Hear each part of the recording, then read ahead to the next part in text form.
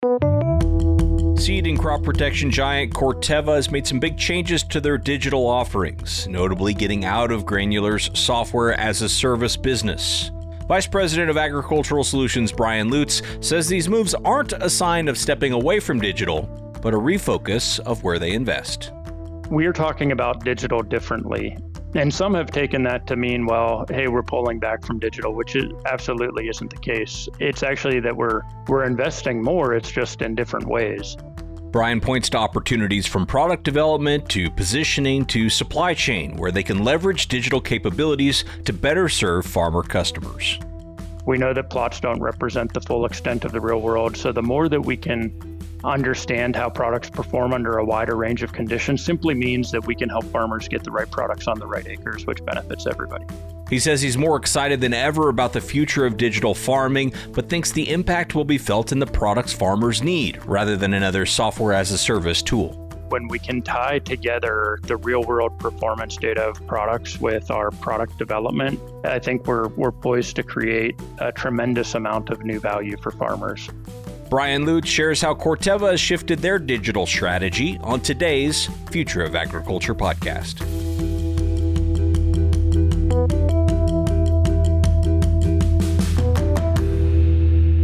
Hello, fellow Ag Nerd. Thank you so much for joining me for another episode of the Future of Agriculture. My name is Tim Hamrich, and every week you and I get to hear from the founders, farmers, innovators, and investors shaping the future of the ag industry. Well, looking forward to sharing today's episode with you, but before we dive right into that, I want to take just a moment to thank our quarterly presenting sponsor, which this quarter is Calgary Economic Development. Now, what makes Calgary, Alberta, the engine of Canada's agriculture industry? Well, with direct access to a strong agricultural base, Calgary is a well-connected region with collaboration across geographic areas, industries, and research and training institutions. Calgary has experts in all things ag, including primary production, crop science, protein development, ag and food tech innovation, and animal health. It's also a hub for controlled environment agriculture, energy transition opportunities, and value-added food and beverage processing. Calgary is a hotspot for agri-food production and technology development, which is why multinational agribusiness leaders call the city home. Make sure you stay tuned to the end of today's episode for a spotlight segment on Replenish Nutrients, which is based in the Calgary area. We're going to talk to their CEO, Neil Wiens. In Calgary, they're leading the agribusiness revolution, and you are welcome to join. Visit calgaryagbusiness.com to learn more. That's calgaryagbusiness.com. Thank you so much to Calgary for supporting the Future of Agriculture podcast. All right, now back to today's episode with Brian Lutz. Brian leads the Farming Solutions and Digital Subfunction within the Research and Development Organization for Corteva Agriscience. In his role, he's responsible for the development of digital solutions that support the R&D pipeline and enable Corteva's business. Brian joined Corteva just a couple years ago in 2021 in the portfolio strategy program management role and continues to contribute to the company's long-term strategic planning. In today's episode, Brian and I talk about the role of digital tools in the future of agriculture. And no, we're not going to talk about another app or another piece of software that farmers are expected to use, but instead how a company like Corteva can leverage these types of tools internally to produce superior products and better outcomes for farmers. Through this discussion, we end up covering quite a variety of important topics like farmer data, biologicals, artificial intelligence, and more. Now, prior to starting at Corteva, Brian was the Chief Science Officer at the Climate Corporation and was also a member of Bayer Crop Science's R&D leadership team. Brian was raised on a fourth-generation corn and soybean farm in Ohio and remains closely connected to his family's farming operation there. That's exactly where I'll drop you into today's conversation with Corteva Vice President of Ag Solutions, Brian Lutz. I grew up farming in Ohio. My family's got a fourth generation corn and soy farm over there. When I grew up around farming, nothing was digital, right? I mean, everything was old school equipment. And then I left the farm for about a dozen years. And when I came back, everything was, mapping, yield monitors. We saw really a lot of data being collected. And it was amazing at how transformational the role of data was having in how we chose to run the farm. I think when we look at what's happening within the the sort of ag tech and startup space and the digital farming landscape, a lot of the value proposition out of the gate was, well, let's really use digital tools to change how farmers farm. And what we're increasingly realizing is that there's a lot of opportunity to use data and digital tools to change how we serve farmers, to change how we deliver them value through our seed and crop protection products. And that's really been the core driver of a lot of what we've been doing at Corteva and the changes that we've been making. And so to that end, we've exited our software as a service business. So no longer are we trying to develop applications that we're trying to get subscription revenue for from our farmer customers. And instead, what we're really doing is we're focused on how do we work with our customers on their data so that we can, one, help get them the right products to perform best on their operations, but then two, how can we adapt the way that we do business with them so that we can make sure we get those products to them and also develop the next generation of new, higher performing and value added products. Right, right. What's that look like from a customer standpoint? So if I'm a customer and Corteva is better serving me now because they're using, digital and data, what's that look like for me?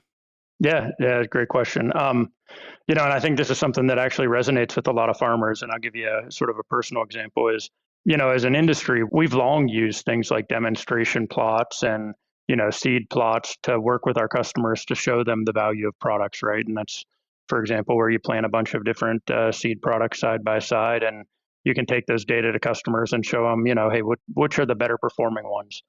That worked great for the first, several decades of the industry when we were selling seed and when we didn't have data coming off of farms. But increasingly, you hear farmers say, well, the plots are great, but they don't really represent my fields, right? And so as, we realize we can see performance in different ways when products are planted across all types of yield environments and all types of management practices. And so by working with our customers and their data, we can really help figure out what are the best products for their fields. So to that end, as we've been doing more and more of this, for example, we've been able to show that we can find our best seed products for their fields about 74% of the time. With corn, we're able to increase their yields by 4 to 5 bushels per acre by helping them get the right product. And so that's just a really concrete example of how we're helping drive more value for them with data. Yeah. What were you hearing or seeing that drove you in that direction? Because I could see where a more cynical listener would say, okay, so now instead of giving me the tools so that I could use my own data in my own way, you're not giving me the tools and you're kind of doing that for me, and I don't see what's kind of behind the black box. You know what I mean? So what were you hearing that made them think like, no, actually, this is actually the future rather than the past? Yeah, no, that's a good question. And it's not an either or, and it's not a black box, right? And so even as we've been making some of the changes, we've not changed anything when it comes to the tools that we're providing for farmers to be able to see the patterns and performance in their data. And a lot of them, again, I believe most of the data interaction actually happens in the cab, right? You're sitting in the combine for hours, you're watching the yield monitor, you're really understanding how things perform there.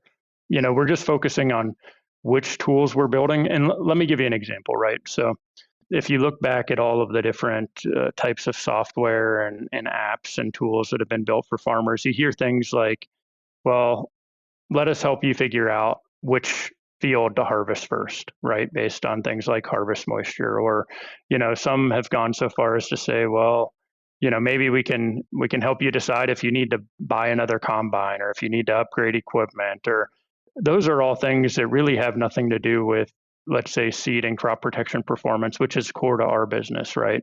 So more than anything, it's not about taking any tools away. It's about focusing on which tools we're offering, because some of the other types of offers just really weren't around delivering value through seed and crop protection products. Mm-hmm. Well, I never ask any guest to speak negatively about competition. And I bet even if I asked, you probably wouldn't. But it does help to draw some comparisons of how does this give you a unique advantage over the competition using data and digital in this way. Could you talk about that and then just use kind of the comparison more generally? Yeah. And, I think that this is a pretty general and broadly applicable statement, but especially with the amount of funding that has flowed into what, has come to be known as the digital farming space. Again, much of that has been separate or standalone from core businesses, right? So even ourselves, right, when Corteva had acquired Granular, it was operated as an independent and separate entity. Again, really focused on how do you deliver software that can help farmers make different decisions.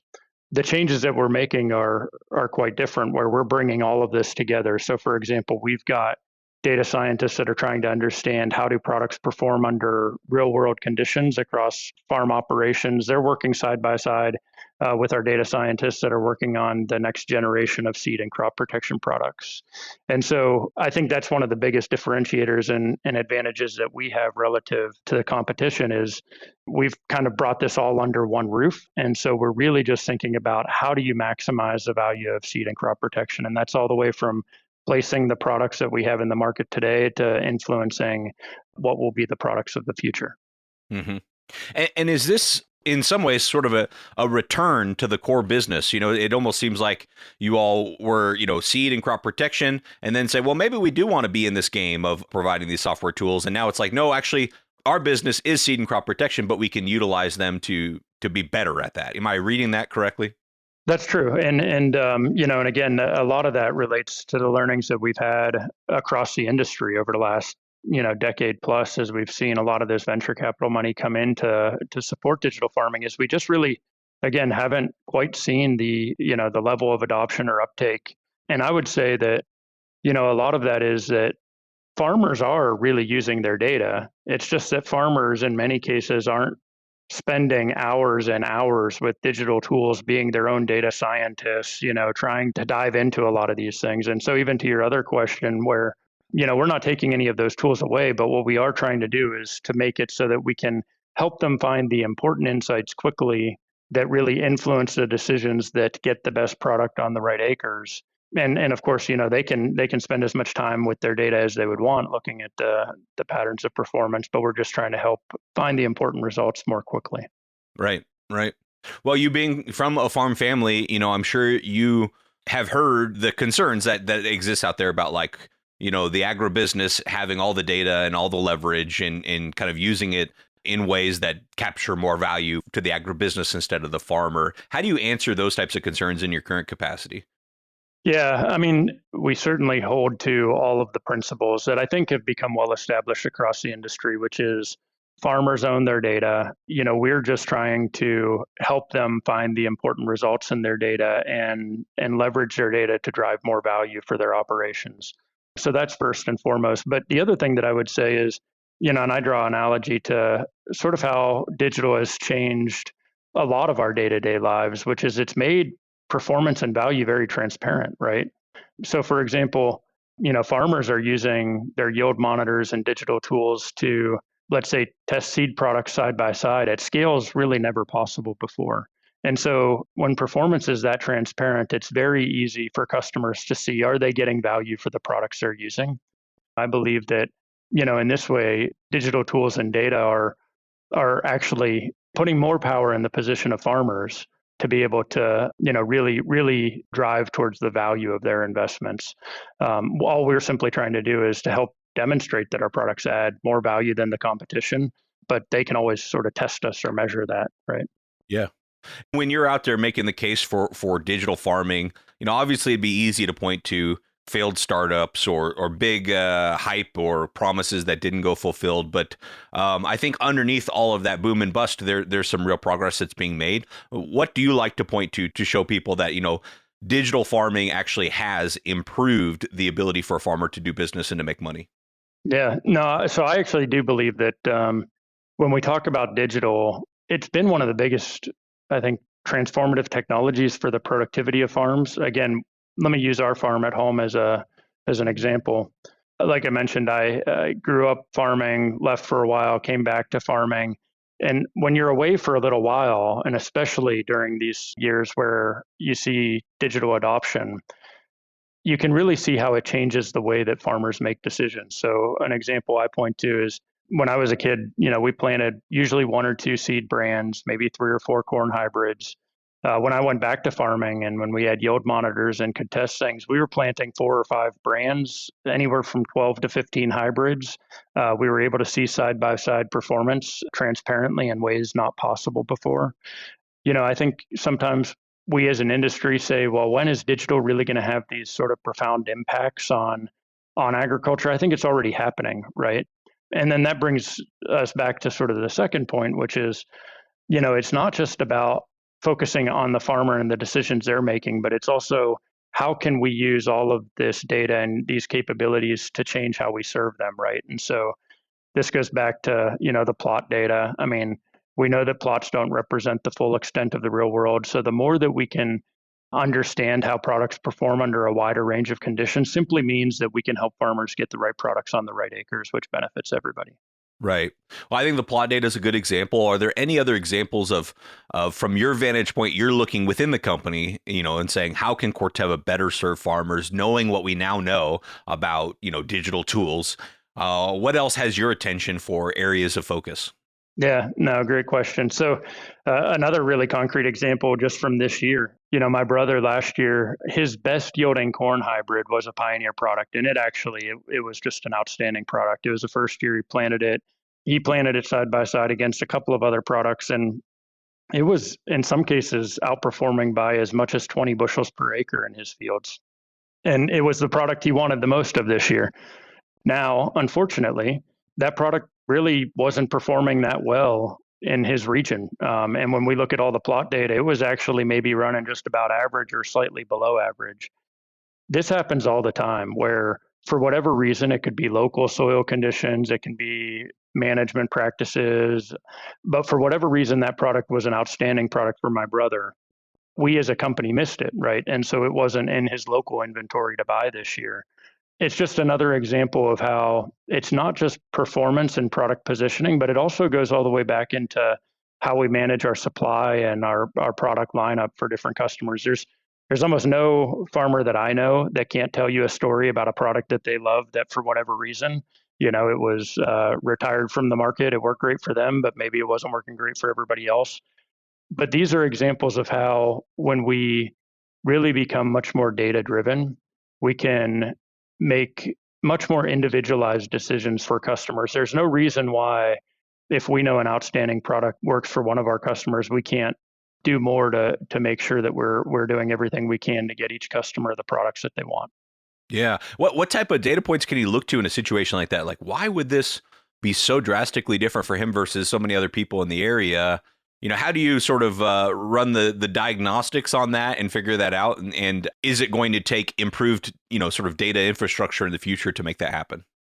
It is. It is going to take improved infrastructure, but that's where, a lot of the investments that have been made, it's laying the data foundation to pursue these types of opportunities. As for why that happens, I mean, this is what I think farmers actually know better than anyone, which is there are so many variables that go into the performance that's ultimately achieved.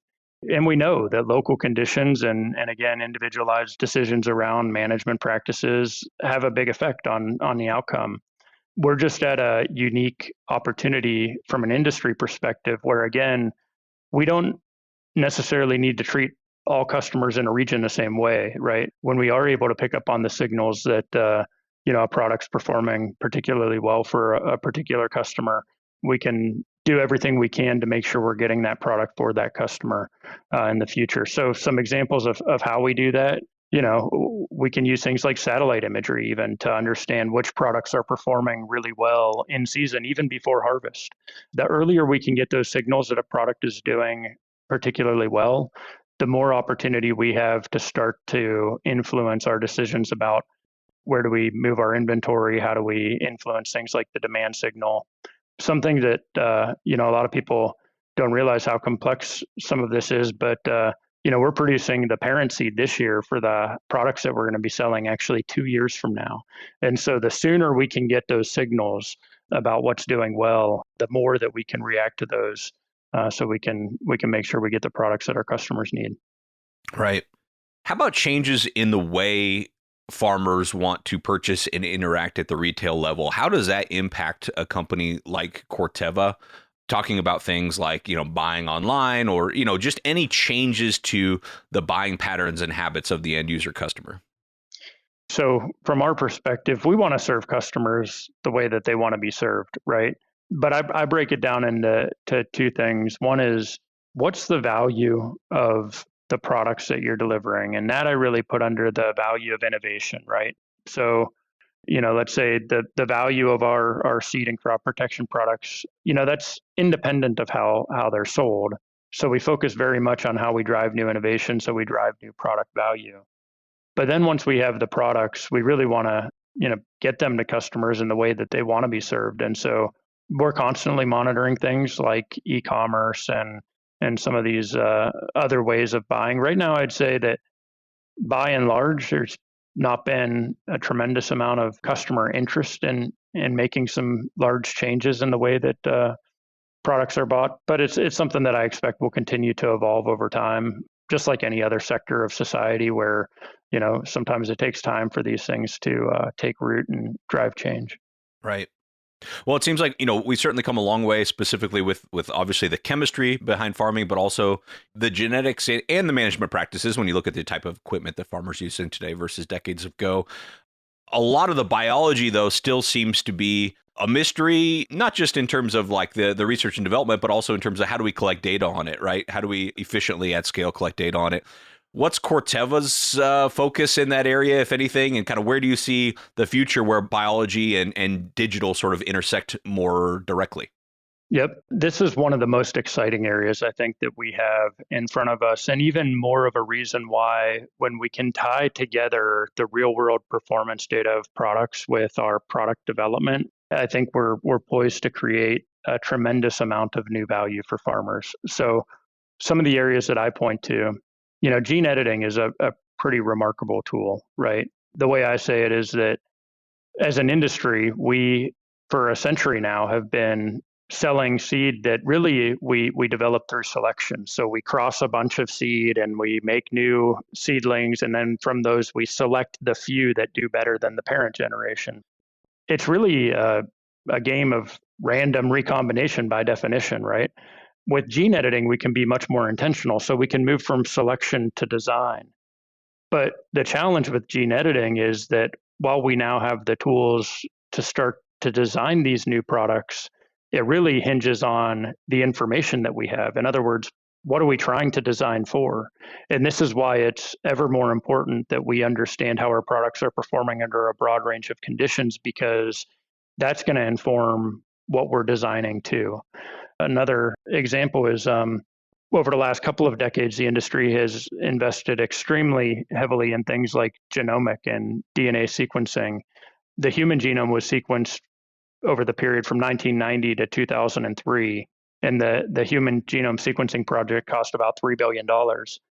We can now sequence a genome for a couple $100 in a few hours. We have so much genetic data that what we really need next is the performance data. Because again, when you look at performance data across just our ability to run internal trials or plots, it's just a limited subset of the world. So the more real world performance data we get, that helps us then design the next generation of products. And it's really not just about seed. In this case, we're applying so many of the same tools to crop protection. As you move from synthetic molecules and small molecules, those will always have a very important role to play in crop protection, but increasingly we're looking at biologicals, which, the molecules, the types of chemistry that we really focus on with biologicals is much more like the biomolecules in plants. And so we can use sequencing and design very much the same way when we look at biologicals as we do our design for seed. Right. And it strikes me that, a company like Corteva, your core business of seed and crop protection, in my view, is likely not to be eliminated by some digital technology coming up. But the bigger threat is probably people leveraging digital technology to better provide seed and crop protection than you can. As you look to the future of agriculture, where do you see the most potential for disruption?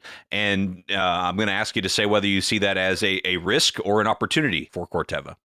Yeah, so one is I feel very good about the position that we have as Corteva, right? There's been a lot of consolidation across the industry, but Corteva really has emerged as the only multinational seed and chemistry company that's solely focused on agriculture and farmers. And so with that, I would say that we're very focused on going back to this piece of it all stems from what value can you drive for farmers. We're just very focused on agriculture and farming.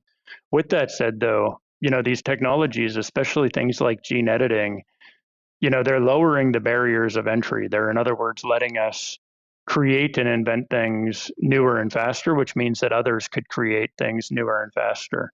That's something that I welcome because I very much believe in competition and, that we should all be competing to deliver value for farmers. I feel very good, though, about our position in that it's the level of focus that we have, and that it's also that, we're making really clear and large investments in our R&D pipeline and these capabilities so that we're staying at the forefront of things like gene editing and data and computation so that we can drive this next wave of innovation. Well, we've gone this long without mentioning artificial intelligence, so I'm going to call that a win. But it is definitely the topic of 2023 from where I stand in ag tech, or just tech in general. How are you approaching artificial intelligence at this point, and how significant is that to where you go in the future? Yeah, and this is where, too, it just underscores that we are talking about digital differently than everybody else in the industry. And some have taken that to mean, well, hey, we're pulling back from digital, which absolutely isn't the case. It's actually that we're investing more. It's just in different ways. And digital really cuts through everything, and then our use of AI does as well. Let me give you a few examples. We have one of the world's largest fleets of imaging drones. Last year, our commercial and R&D teams partnered on over 25,000 drone flights. We can measure over 175 different attributes of our crops when they're growing out in the field. All that imagery is being processed through artificial intelligence models so that we can turn that imagery into actual measurements of plant performance. We also are doing things like proximal phenotyping, which is just another way of saying, people are carrying cameras and sensors, and we've got rovers that are moving cameras and sensors through fields so that we're collecting extremely high detailed data on our plants up close. Again, all of that's driven by AI models that are turning those signals into actual measurements and then decisions about our products and what we advance. When you think about things like, I was even mentioning gene editing and some of our biomolecule development, we hear so much today about things like generative AI and large language models. If you think about those models, they're really just taking strings of text, and we're trained the model so that they can give you answers back to questions. If you think about DNA, it's just strings of information. And when you put that all together, it folds and makes things like proteins or new biomolecules. So we're actually using very similar types of models as ChatGPT to design proteins. And so it really cuts through everything we do. AI is ingrained into the entire R&D process. Well, when we have this conversation again in a decade from now, what do you think we'll be talking a lot more about or talking a lot less about when it comes to digital agriculture? Yeah, I think, and this kind of goes to the pivot that we've been making at Corteva. And I think that the direction that the industry ultimately needs to go is we've talked about digital agriculture a little bit too much for digital's sake and not enough for the value that we're really delivering to farmers. I think everybody can see this abundantly clearly now as there's been a tremendous amount of investment, again, from startup and venture capital in digital farming over the last decade or decade and a half. And I think a lot of people are asking themselves, well, what really has that given us, right? I think that when we look at these tools and the businesses that have applied these successfully, they're really delivering value for customers. An analogy that I give, right, is, Amazon does not talk to customers about, how they're using data and analytics to get the right products in the right warehouses so they can be shipped on time and cheap and conveniently and at very affordable prices to customers. What they're really just talking about is, did you get what you wanted and were you happy with it? And that's where we need to go as an industry as well. Is I think the proof is really in the pudding. I think there's a tremendous amount of opportunity for digital and data science to drive sort of unprecedented waves of value to the farm gate. I think in a decade, will look back and say, just like we do at former technologies like the evolution of GMOs and hybrids themselves and crop protection, you look back over time and you think about how remarkable the innovation has been. I think in 10 years, we look back and we say, without data, without individualized recommendations, without bringing that information back into the innovation cycle to develop all of these new products, we wouldn't be where we are. So I'm very excited about what the future holds, and a lot of it's going to be driven by digital, just not in the ways that we oftentimes speak. Well, a lot of strong points there. Thank you very much to Brian Lutz for joining me for this interview. I think their strategy over at Corteva makes a ton of sense to me, and I would love to hear your feedback. You can let me know on Twitter at Tim Hamrich, LinkedIn DMs, tim@aggrad.com. You take your pick. Would love to hear your feedback on today's episode. It'll be interesting to see how this plays out in the coming years. I've really been enjoying the recent episodes we've been doing on farm data, kind of different spins on it every single week, but kind of a cohesive look at what's happening in farm data. As you might recall, we talked to early stage startup Soiltech Wireless, then university professor Dr. Aaron Smith, then someone in the nonprofit side, Jeremy Wilson at Ag Gateway, and now, of course, Brian at a large corporate agribusiness. We're going to continue this exploration for one more week as I bring back onto the show Randy Barker from Intent. He'll be on the show next week. I do believe we're in the midst of an AI revolution, so to speak, and it's going to be powered by data. So I think these conversations about farm data really are more relevant than ever. But for now, we're going to turn our attention to today's Spotlight segment. Joining me is Replenish Nutrients CEO and CTO, Neil Wiens. Neil describes Replenish as a, quote, unique biology-driven regenerative fertilizer. I wanted to find out exactly what that meant, and I asked him to start off by giving us a little bit of the genesis of both the product and the company. Yeah, so basically my background is animal nutrition. I really do focus on a population of microbes, and whether it's in the gut biome of a cow or whether it's in the gut biome of a soil, I think it really looks the same. And that's where I've just been focusing that difference over the years versus just typical agronomy. If you think about the world's largest feedlot, it physically exists in your top 6 inches of soil. And we have millions and trillions of little microbes that are all sitting in there, and they have to work together. And if we got one of them that gets sick, what do you think happens? And so if we start thinking of things that way, that's how I came up with these scenarios. So what we've been doing traditionally, and this is all it is. I mean, I grew up as that kid who asked why. At 52 now, I'm still asking why. And, Dad used and Grandpa used chemical fertilizer, and we're still using the same blends of herbs and spices 50 years later. Everything else in agriculture has changed. So that really became the background of why are we doing this? There's got to be something better. And so where we came into the thought process of the Replenish products, in particular Rebuilder, was more just looking at the phosphate production and how it's done chemically versus how we can do it microbially. And it just came into a real clear vision that why are we taking all these nutrients that are locked into that rock phosphate at the time of the chemical situation and thrown away and discarded? And instead of that, why don't we use the calcium, the magnesium, the iron, copper, so on and so forth, that's actually already in that rock, put it all into one great big balanced diet for the microbes / plants, and see what happens. And so then bring us up to date. Where's the company at today as far as focus and size and growth? And just kind of give us a snapshot of what the company looks like today. Yeah, we're into year 5. I went from a private company to becoming a public company here approximately 2 years ago.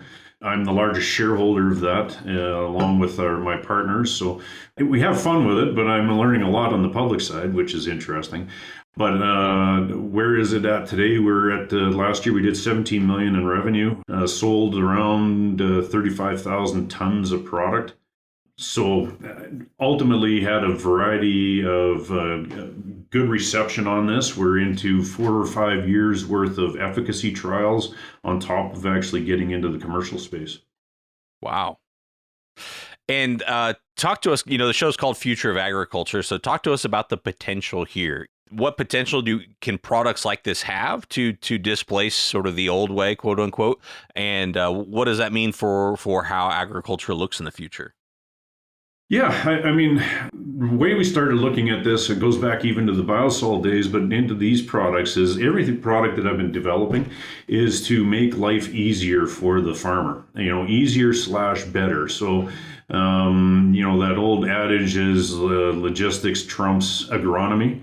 In this case, it's logistics is agronomy. So we were able to physically get products on in fall application where they are in a mineral form where they don't become available to the plant until you actually have bioactive soils, which is when, shockingly, the plant is growing. So we don't have that runoff problem that happens in the spring. So whether it's the elemental sulfur, whether it's the rock phosphate, these things are inert in theory until you have that high microbial load.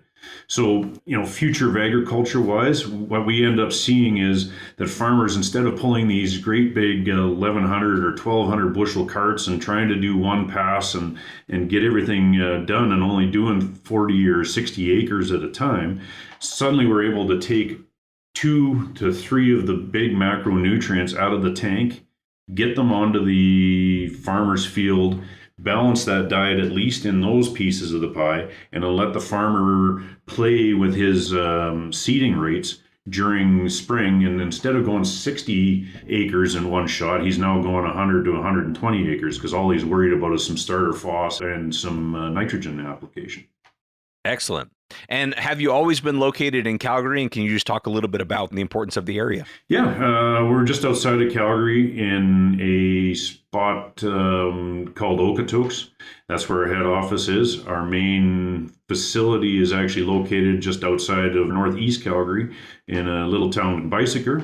And the whole importance of this is, we live in one of the most gorgeous spots of the world. The backyard exists of these majestic mountains, and the other side allows me to still be that prairie boy and look out to the plains. Awesome. Great. Well, Neil, what else would you want to share in a short segment about what Replenish is doing? Yeah, basically we're, like I say, balancing the diet, feeding microbes, which in turn feeds the plants. Really cool things happen with that. And I like to analogize, whereas if you or I have 1 or 2 specific bugs that hits our system, what's the first thing that happens to us? We're probably heading to the nearest washroom. For lack of a better explanation, right? So if we eat well, we feel well, and we can fight off infestation. It is exactly the same in soils. And we've been seeing this now over this 4 years of doing this. So not only are we getting good yield results and good plant results, but what we're seeing is a decreased pressure in the pesticide use, fungicide use, just everything else that comes along, because you have the good microbes are able to battle off the bad microbes, and they live in this nice little harmony side. All right, well, thank you to Neil Wiens of Replenish Nutrients for taking the time for this week's Company Spotlight. Learn more about them over at replenishnutrients.com. And also thanks again to Calgary Economic Development for not only sponsoring this quarter of the podcast, but also providing this intro to Neil. All right, well, that's going to do it for today's episode. Thank you so much for your time and for your attention. I really don't take it lightly. I'll be back next week with another story of ag innovation.